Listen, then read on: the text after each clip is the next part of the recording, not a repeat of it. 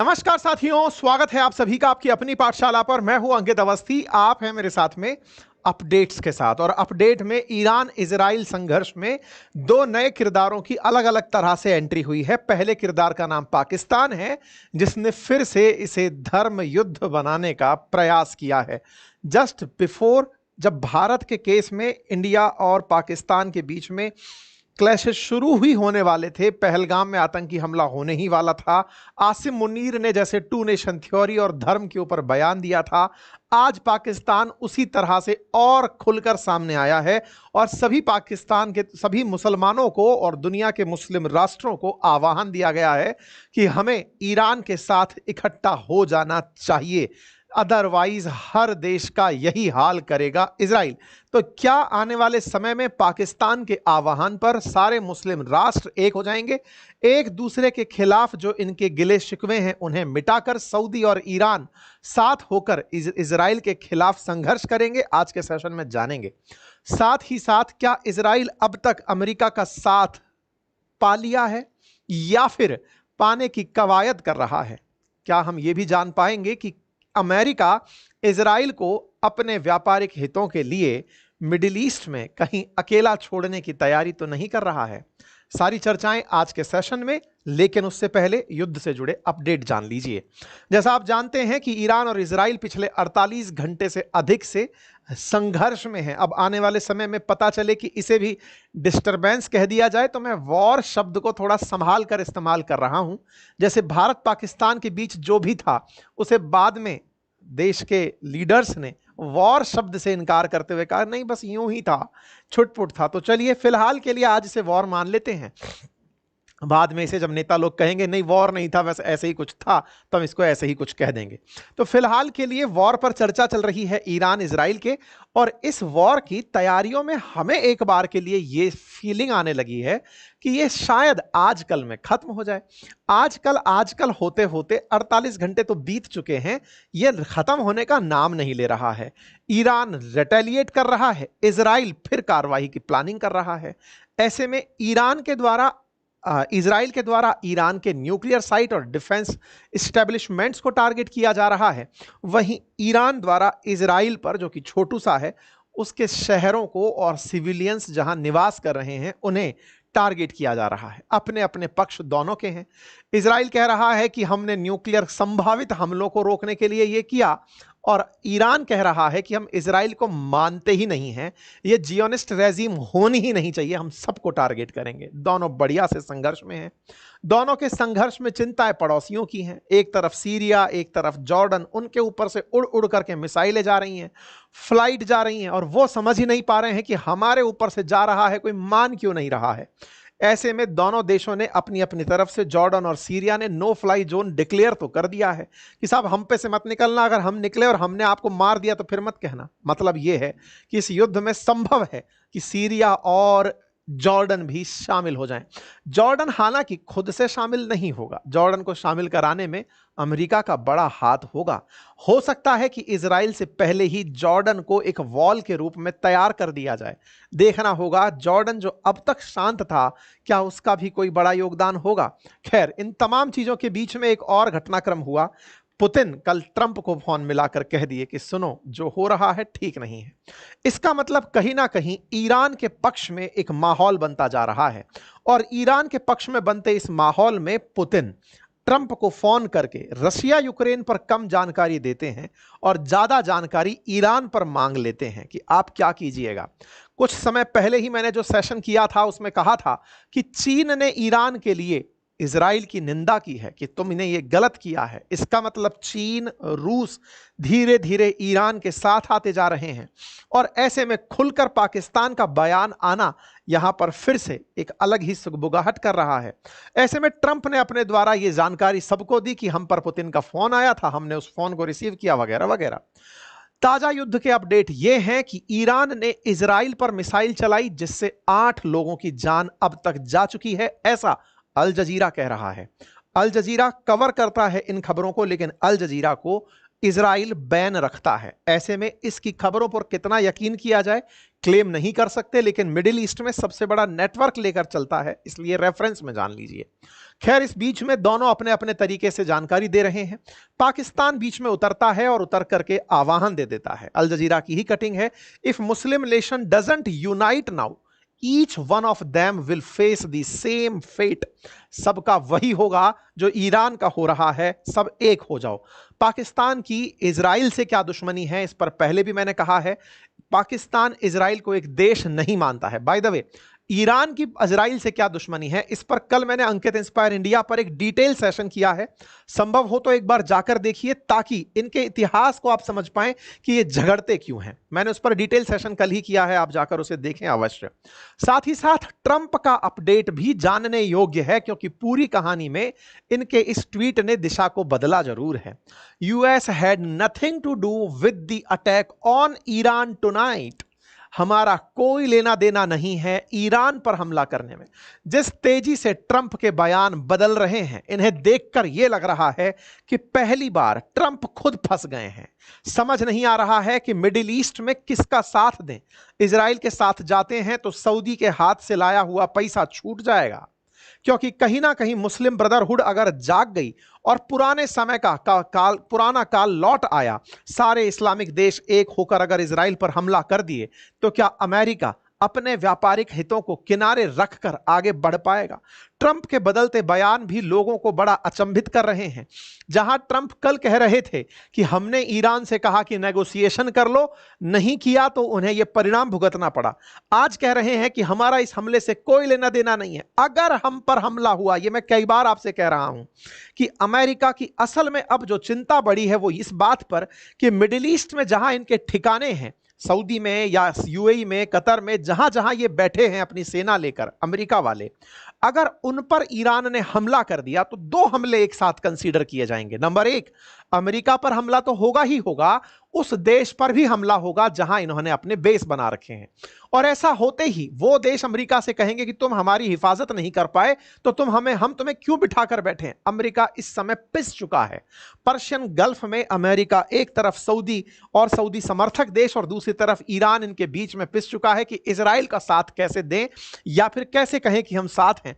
अगर हम पर हमला होता है, शेप और फॉर्म बाय ईनार, किसी भी तरह से हम पर हमला होता है, the full strength and might of US armed forces will come down and you at levels never seen before. अगर हम पर हमला हुआ तो हम तुम पर बहुत बुरी तरह टूट पड़ेंगे।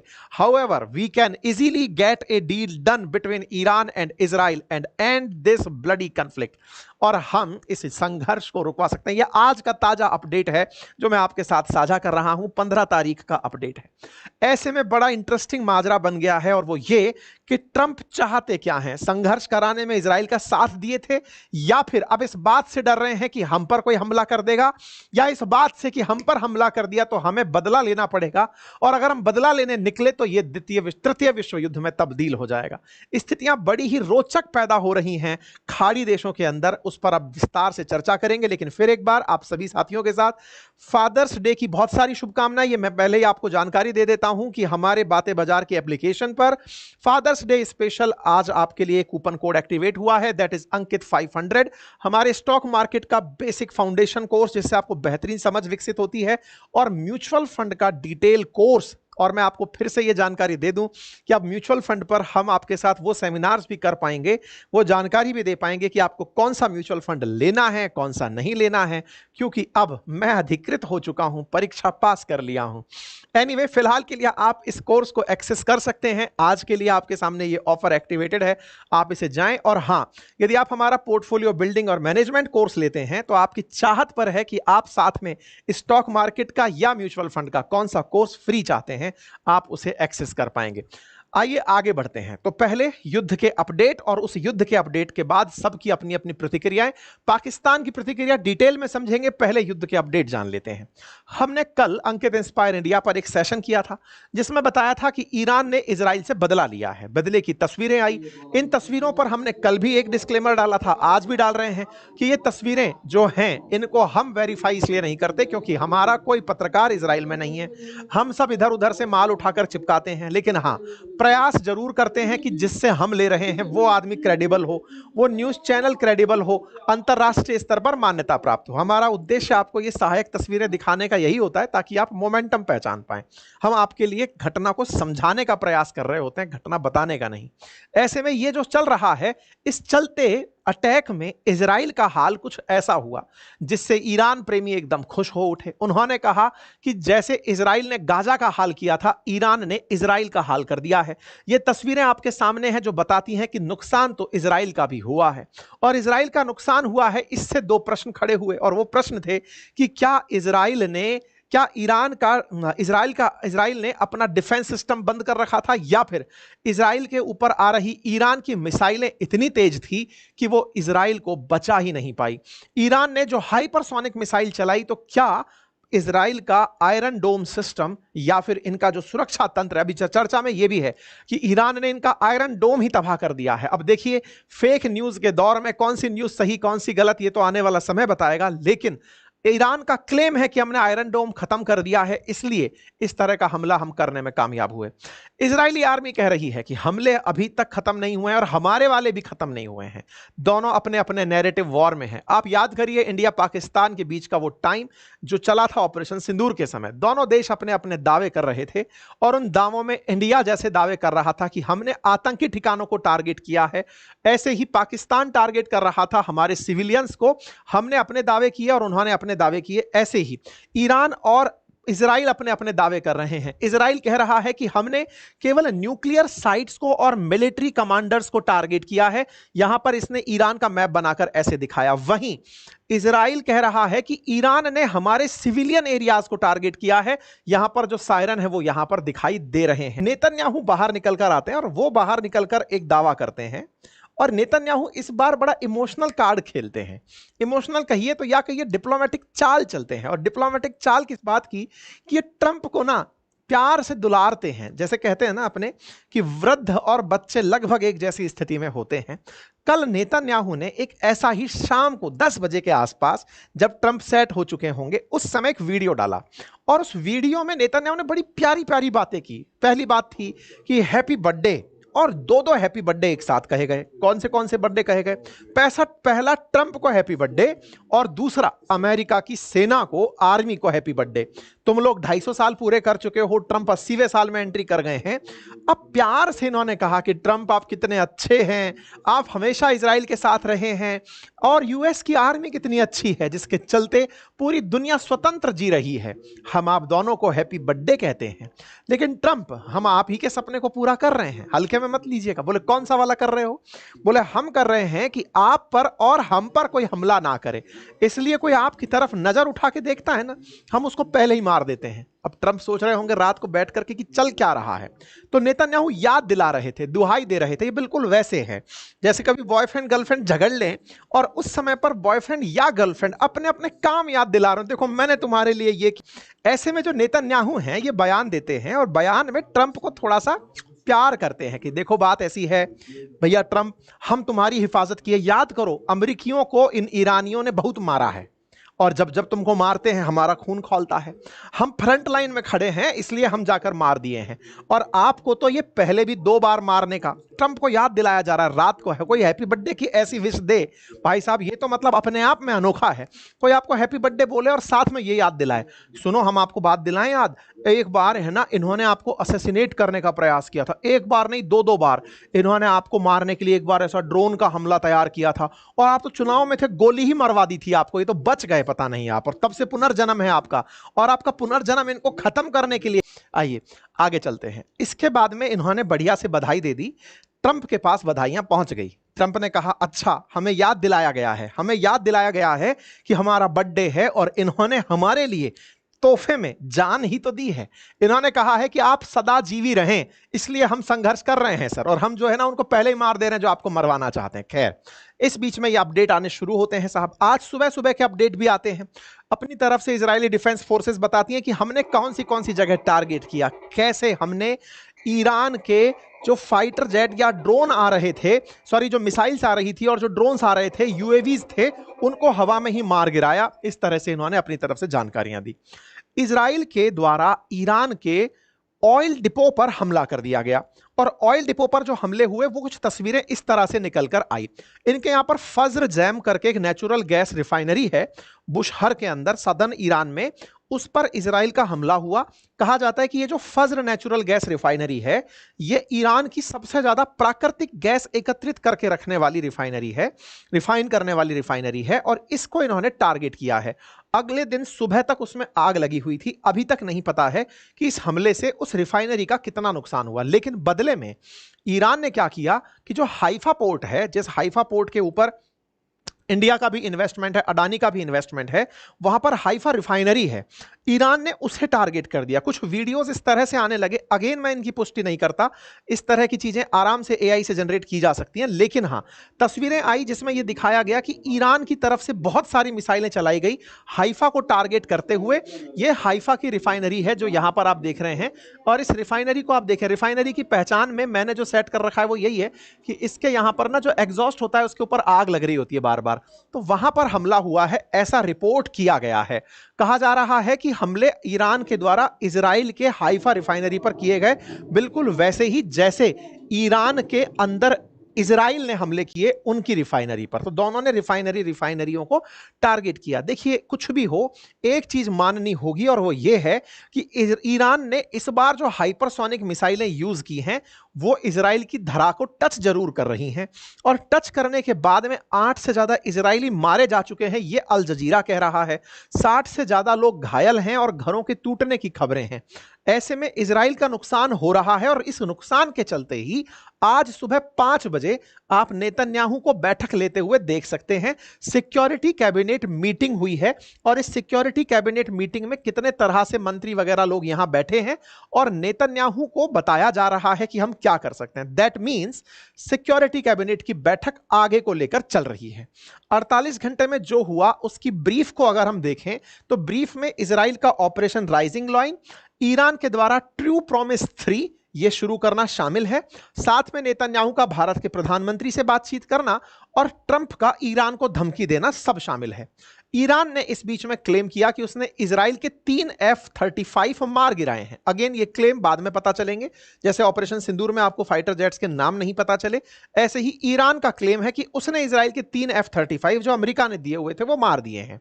साथ में एक जो सबसे लास्ट में अपडेट है वो ये कि ईरान और अमेरिका के बीच शनिवार को एक न्यूक्लियर वार्ता होनी थी, वो रद्द हो गई।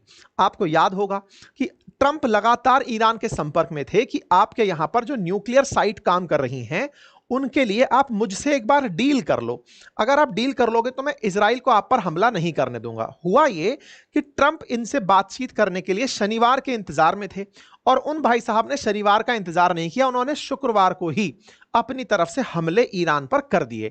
दैट मींस इजराइल ट्रंप को पूछे तक नहीं, यह बात तो अब पता है, लेकिन ट्रंप इस बात का क्रेडिट कैसे छोड़ दें, क्योंकि इजराइल जो करता है वो अमेरिका की मूक सहमति से ही करता है।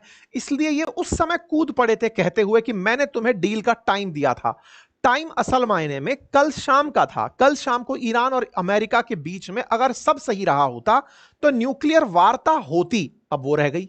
अब वो वार्ता रद्द कर दी गई, रद्द कर दी गई ईरान की तरफ से। उन्होंने कहा कि आप एक तरफ टेबल पर बैठकर बातचीत करने वाले थे और हम पर हमला करवा दिए। पहले क्लियर करिए कि आप हमला करवाने वालों की तरफ से हो कि शांति करवाने वालों की तरफ से हो। शांति और हमला एक साथ नहीं हो सकता। ऐसे में ईरान ने अपनी तरफ से अपना एयर डिफेंस एक्टिवेट कर दिया है। ईरान ने अपनी तरफ से दुनिया को सूचित कर दिया है। फ्रांस आया मध्यस्थता के लिए, कहने लगा कि भैया आओ टेबल पर बैठकर बात कर लेते हैं। ईरान ने साफ कहा हमले और शांति एक साथ नहीं होते, और ईरान ने एक बात और स्पष्ट करी और कहा कि जो आईएईए है ना, इंटरनेशनल एटॉमिक एनर्जी एजेंसी, जो कि हमारे न्यूक्लियर साइट्स को आकर परीक्षण करती है, ये चेक करती है कि क्या ये सही से वर्किंग है कि नहीं, बोले उनसे कहिएगा दूर ही रहें, अब हमारे देश में ना आए।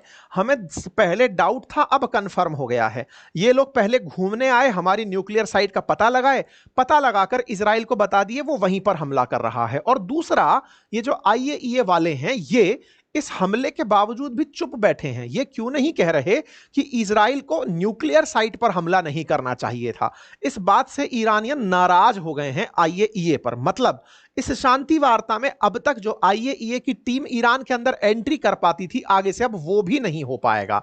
कुल मिलाकर के बात यह है कि जो इजराइल है ना, उस इजराइल ने किसी को भी कहीं के लायक नहीं छोड़ा, ना अमेरिका को मध्यस्थता लायक छोड़ा, ना IAEA को जांच लायक छोड़ा, खुद उठा और उठ करके गोला मार दिया। अब मार करके अब कह रहा है जिसको आना है साथ आ जाओ। ऐसे में सीरिया और जॉर्डन जो तैयार नहीं थे, अब कह रहे हैं कि हमें सब कुछ बंद करना पड़ेगा, हम पर से गोला ना निकले, निकल गया कहीं हम पर ना गिर जाए। इस बीच में IAEA ने अपनी तरफ से यह कंफर्म कर दिया है कि हां, ईरान के न्यूक्लियर साइट पर हमला इजराइल के द्वारा हुआ था। इस बीच में ईरान का जो रिएक्शन है वो मैं आप लोगों को बता चुका हूं। ठीक है साहब, पुतिन का ट्रंप से बातचीत होना, यह मैंने आप लोगों को अभी तक बता दिया है। पुतिन ने इनसे बातचीत की और अपनी तरफ से बता दिया कि क्या हुआ। खैर, अब जिस चीज के लिए आप एकत्रित हुए थे वहां पहुंच जाते हैं। एकत्रित हुए थे, इनका क्या है? इनका क्या है? तो ये भाई साहब आजकल अलग चल रहे हैं, मार्शल जो बन गए हैं। मार्शल हमारे पास बजने वाला भी है, ये भी बज ही रहे हैं।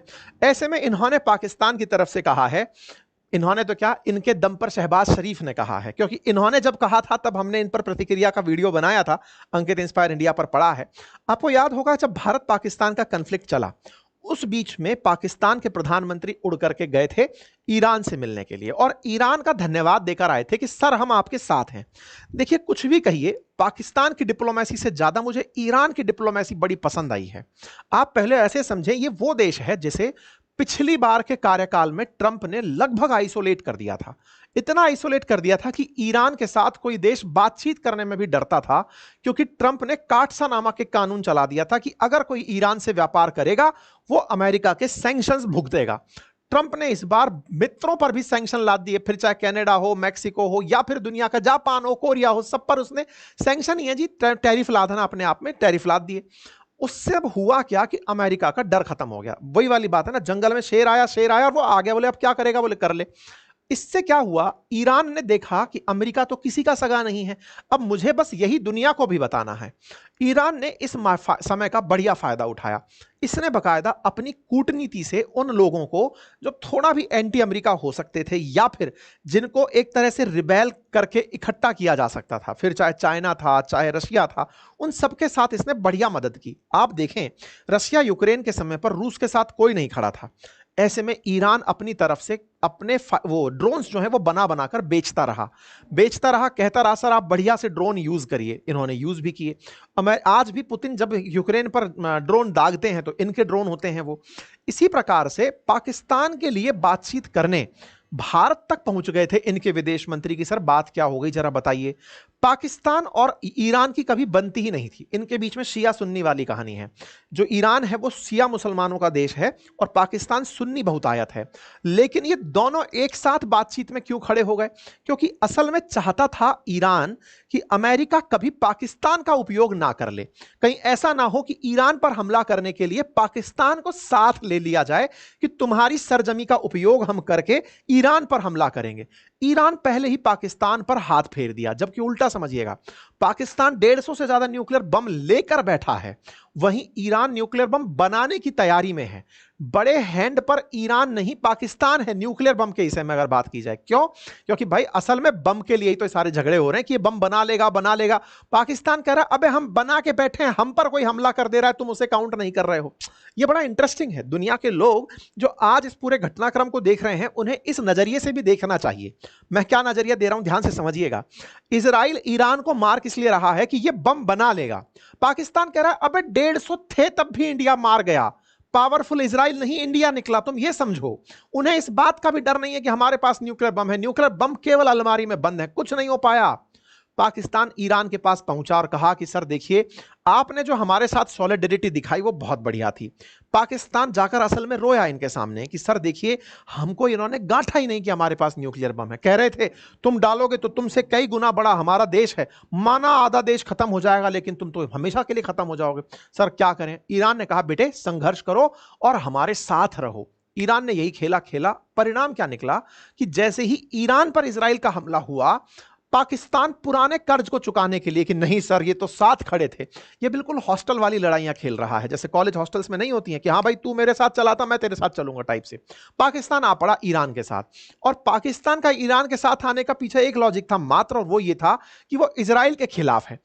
पाकिस्तान अब पिस गया है, कैसे पिस गया?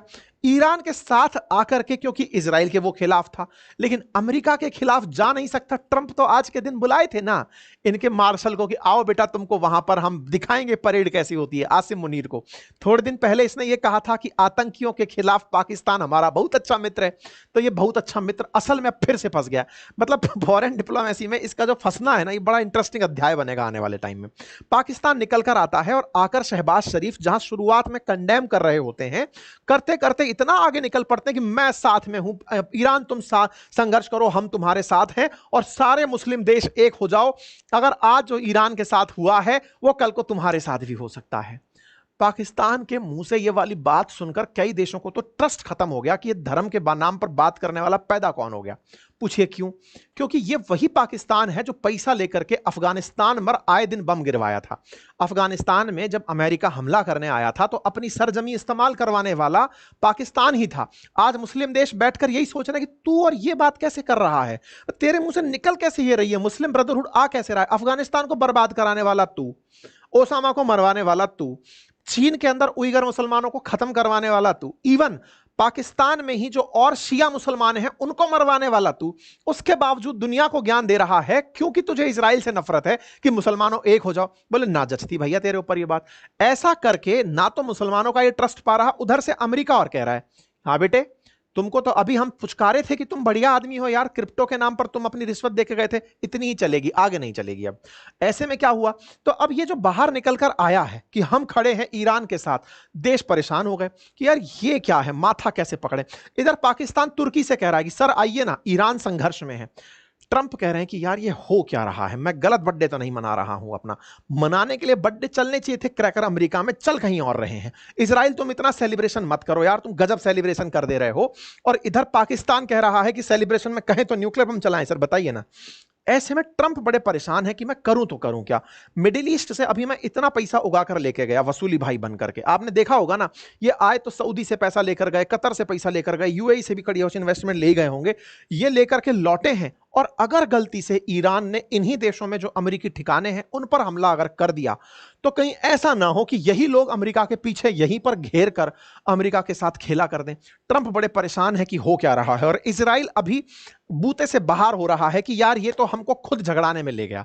ये ऐसा है जैसे ना इजराइल जाकर के लड़ लिया, जैसे हॉस्टल के अंदर कई बार कुछ एक्साइटेड प्रकार के मित्र भी तो होते थे जो जाकर झगड़ा करके आ जाते थे, उनको पता होता था हमारा हॉस्टल हमारे साथ है, अब लौट कर फिर आते तो भैया देखो मार दिया, और वो हमसे कह रहे थे कि तुम्हारा हॉस्टल कुछ नहीं करेगा तुम्हारे बचाने में। फिर भैया लोग उठ के आते थे कि चलो यार इसको बचा के लाते हैं।